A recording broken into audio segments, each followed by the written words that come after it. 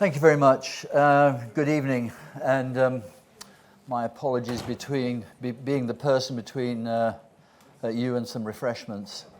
I'm going to spend as little time as I can going through a presentation, and as much time as possible with questions, if that works for you. But to give you a background on our business, this is really a pretty simple model. It's one that is very common in the North Sea, whereby assets held by majors cease to be of interest from an investment point of view at some point in the cycle, and with extremely attractive opportunities for reinvestment in the hands of smaller companies. And so for us, this is a model that we've taken to Asia Pacific. It's one that myself and the bulk of the leadership team have been working on for over 10 years at our previous company, Talisman Energy. Talisman, in the end, was certainly by far the largest independent E&P in Asia Pacific, and our aim is to build Jadestone as an independent, which has a leading position. We've been doing this for 7 years. Our first acquisitions were in Australia, and subsequently we've built out the portfolio in Malaysia, Indonesia, Thailand, and with a development in Vietnam, and I'll touch on all of that. The portfolio is increasingly balanced and diversified, and we've learnt that through painful experience with a single asset, Montara, which represented 2.5 years ago 80% of our production, and one where we've struggled with operating performance for a year. I think that's behind us now. But there are two solutions to that. One is work hard and improve the operating performance, which I think we've done. And two is build the portfolio so that Montara becomes far less relevant in the overall business. And so whilst it was 80% of our production 2.5 years ago, Montara will be more like 20% of our production at the end of this year. And so that diversification through growth, through further acquisitions, has been a really important part of our short-term strategy. And indeed, that's reflected in our 2024 guidance, where production will increase by around 55% as a result of acquisitions and bringing on a key development within the business. And so growth is the key component for shareholder returns over the next few years, in our view. We do see a lot of opportunity in the region, which we want to access. We look at lots and lots of things. We probably move into detailed discussions on only 1 or 2 of 10 things that we look at. And importantly, those things that we do move ahead with, they have to have follow-on capital investment options to add value, add production and reserves, and where we can extend the field life. We do this in as responsible way as possible. A lot of our new developments, gas in Indonesia and in Vietnam, will displace coal, which is important, but also consistent with the IEA's 2050 net zero challenge. The one thing that was critical in terms of hydrocarbon production, the IEA felt no new exploration, but what they did need to avoid an energy crisis in the short term was maximizing recovery from existing, already developed fields. And so that plays really well into our strategy. We do not explore at all. I'm not going to go into a lot of detail on this slide. We acquire producing midlife assets or discovered gas resource, we take away as much of the hydrocarbon, the geological risk, if you like, in the business, and then look to invest in further growth, look to reduce costs, find efficiencies, and create value.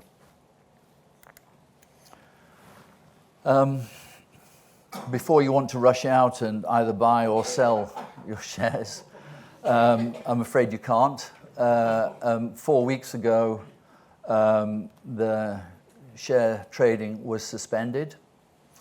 The reason for that was a leak in an Australian newspaper on an acquisition opportunity that we're currently looking at. And it is one of the larger deals that we've been contemplating. As a result, on the London Exchange, that qualifies as a reverse takeover, and the rules are pretty simple and they're pretty strict, and we were required to cease trading immediately. We had two choices. We can withdraw from looking at this opportunity and start trading shares the very next day, or we'll continue to evaluate the opportunity, decide if it's right for us, seek to put a very competitive bid, gain exclusivity, put out an admission document, and start trading again. That seems like a lot of work, and I am asked, why are you bothering to do all of that? And the answer is, for something less material, I think we'd be prepared to move on, but this really is a great opportunity. I can't say much about it. Nothing more than is in the newspaper. It would double the company's production. It's of that scale, and for that reason, we are going to continue to look at the opportunity, at least in the short term, to decide whether we should go, if you like, all the way or pull back. The current portfolio, I touched on in my introduction. We have 3 oil-producing assets in Australia, a gas development onshore Indonesia, production offshore Malaysia, and we are starting to gain traction on a very significant gas development in Vietnam, which is actually a legacy asset that we've held for the last 6-7 years. Just to touch on those assets that are in production currently, and I won't go in the order here, maybe even reverse order. Down on the bottom right, the Stag field, which we acquired in 2016. It's a small asset. It was then, it is now. Very, very low decline rate, however, and will continue to produce for many years. The point about that acquisition was it gave us the operating credentials, which are so important to be allowed to enter data rooms from the sellers, from the majors, and also to qualify with regulatory authorities, with governments. And so Stag served a very, very important purpose for us, very specific purpose for us early on in our journey to grow the business. We would not have been allowed into other data rooms, had we not had that capability demonstrated. Montara next, in 2018, we listed on the London Stock Exchange to raise some money for the Montara acquisition. It paid back very quickly. We took out an RBL, a reserve-based loan, to help debt fund the Montara acquisition. That paid down in less than 2 years too. And we've generated significant free cash flow, which has helped fund further acquisitions in subsequent years. We then acquired the undeveloped Akatara gas field. It sits over an abandoned oil field, and so there's a lot of data, a lot of oil wells went through the gas reservoir, and it gave us the confidence to acquire this interest. And we sanctioned the project in 2022, and we expect it will come on stream sometime in 2Q of this year. We're in the pre-commissioning and commissioning phase of the project, and it's gone remarkably well, and the team have done a fantastic job on what is a very fast-track project. In 2021, we acquired from Sapura OMV some assets in Peninsular Malaysia. They're operated. We felt there was a lot of opportunity to drill infill wells there, and by the time we closed the deal, we actually received cash for the asset, and subsequently, late last year, we drilled the first infill wells on one of the producing fields with great results. We more than doubled production, and more importantly, it highlighted several additional targets for us to drill in future years, and so that's really fulfilled the sort of expectations and demonstrated the strategy at work. A second field within the license we'll turn to next, and we'll drill some wells there. As part of the drilling program, we encountered in the southwest of the field a completely undrained structure, drilling a development well and having an exploration success, which was quite surprising to us. Probably more than 20 million barrels of oil in place, so more than double the reserves of the field as well. So it's really been a great story. In addition, we've targeted a field in Australia, CWLH. It's 4 fields, Cossack, Wanaea, Lambert, Hermes. We'll just stick with CWLH, I think.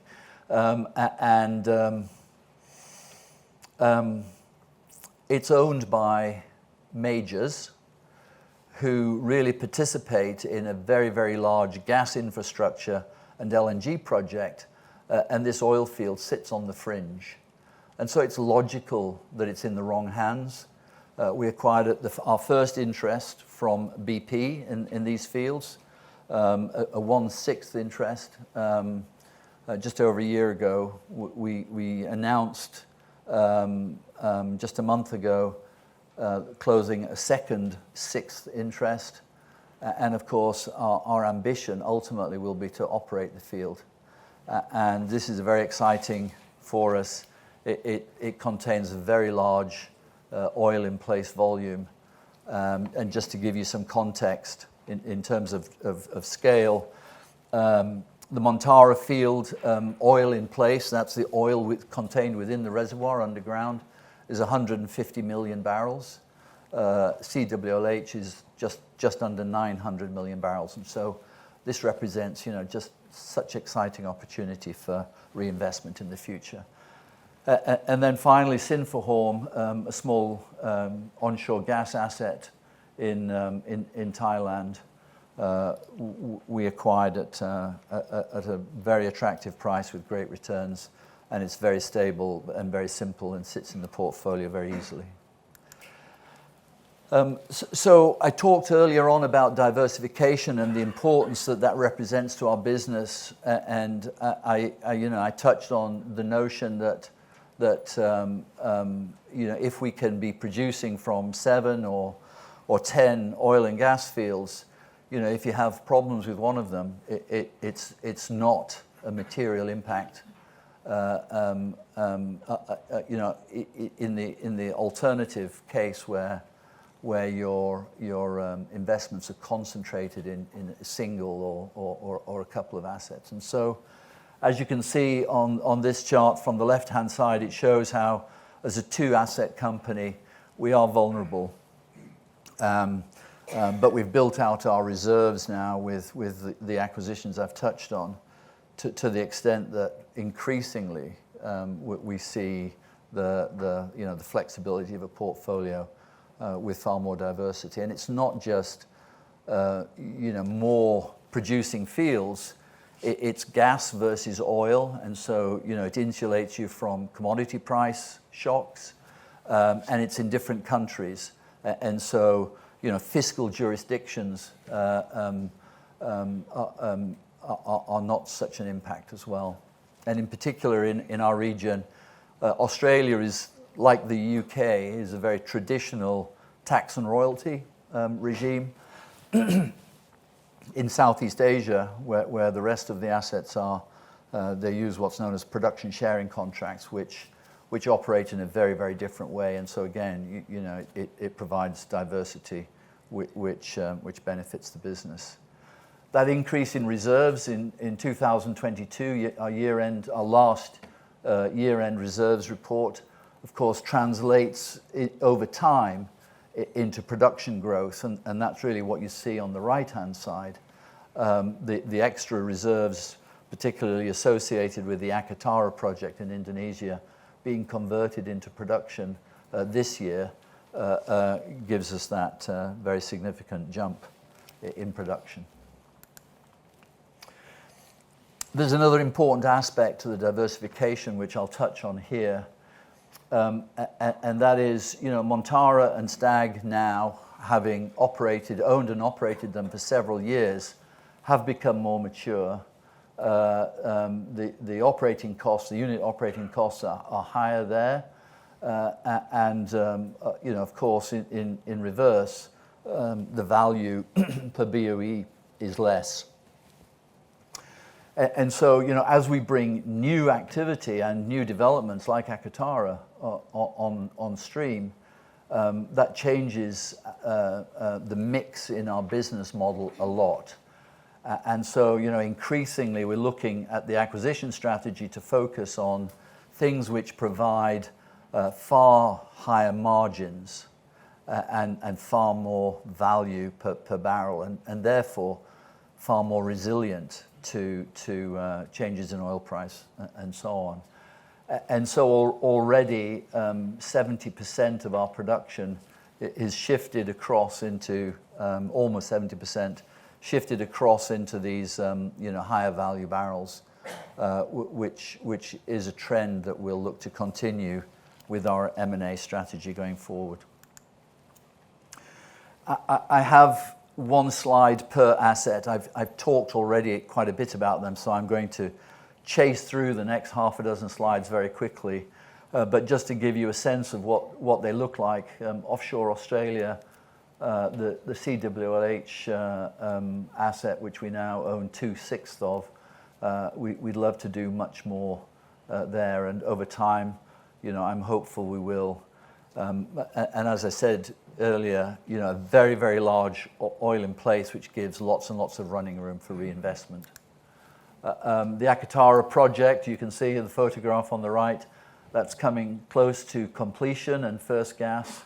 It has a fairly long and flat gas profile, and will generate a lot of cash in the early years for us. This is a map looking down on the reservoir in Malaysia that we drilled, the first 4 wells, and we see the opportunity for up to another 10 wells on this field, all of them coming on at very high rates. Vietnam, I haven't really talked about. Legacy asset, undeveloped gas in shallow water. It's adjacent to a pipeline which provides gas to a power station in southern Vietnam, which is, and that provision of gas, that supply of gas is now running out. And so, the timing is right for our fields to come to market, to be developed, to replace the depleting source of gas to the power station in Vietnam.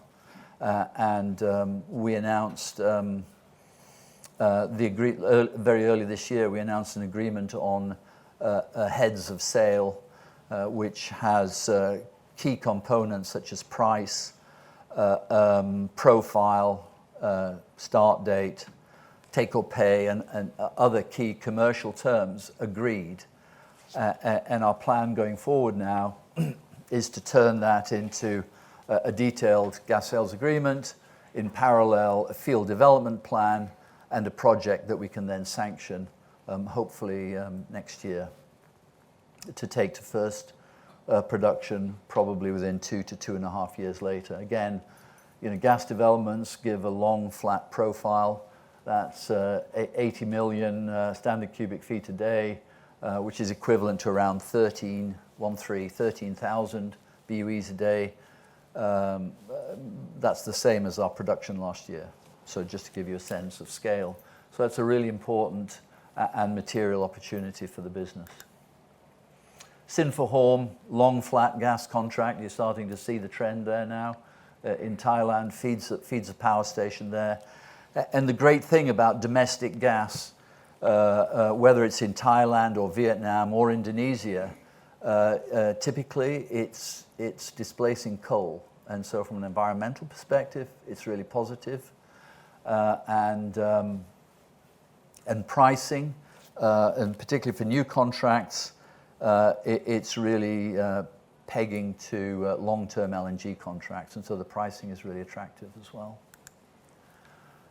Stag, I've touched on, old, mature, but we still find wells to drill, and we're planning one more well. We've drilled 3 there already. We're planning one more and a further one after that over the next couple of years. Excuse me. And finally, Montara, where the key objective has been to restore integrity. It's an old converted tanker into a production facility, a floating production facility.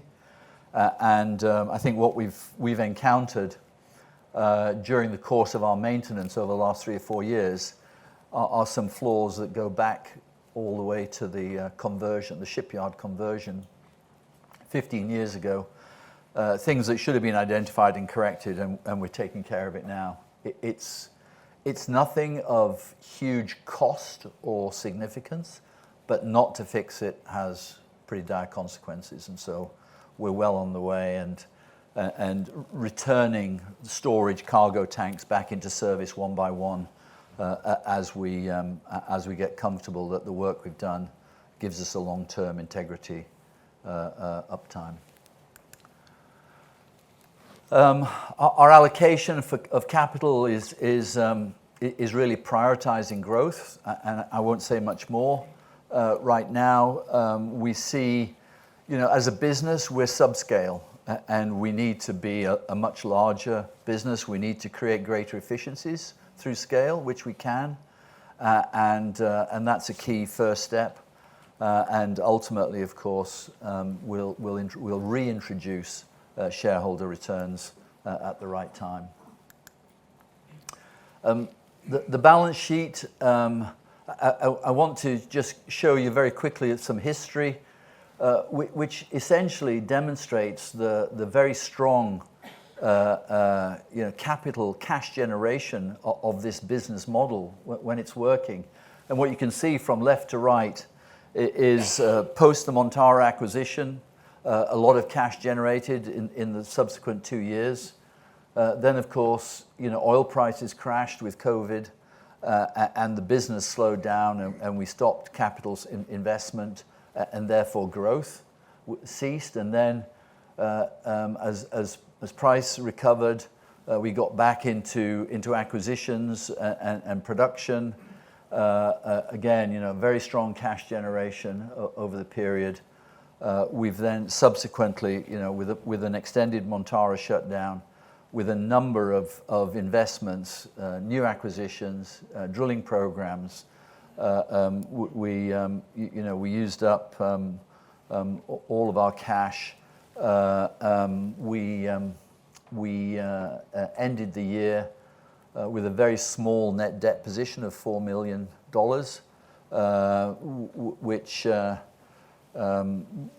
which was certainly less than we forecast as a result of strong fourth quarter production in 2023. We do have a $200 million RBL, which provides us with the cash to complete the Akatara project. And then what over time you'll see is that cash build restoring as the capital spend in Akatara switches off next quarter, and assuming no further acquisitions. And so that's the nature of the profile. Our guidance for the year, I've already touched on production. Costs and CapEx are not significantly different to 2023. CapEx a little bit less. And so, you know, finally, just to wrap up, it's important that we now high grade the asset base. I've described how we're doing that, and we're already well on the way to strengthening the portfolio with higher margin, higher value barrels. We are in a very strong growth phase in 2024, and with further M&A, I hope we'll see that continue into the years ahead. The Akatara project for sure is the key delivery this year, on track, on budget and schedule, and we'll start to see the chart that I showed on cash flows. You know, we'll start. This is an inflection point now, and we'll start to see cash generation starting to build again. So we've had a tough year in 2023 with Montara, but we've repositioned the portfolio. There's a lot of growth. There's a lot of strength in the business, and we look forward to continuing to deliver on that. Thank you. Thank you very much. Thank you.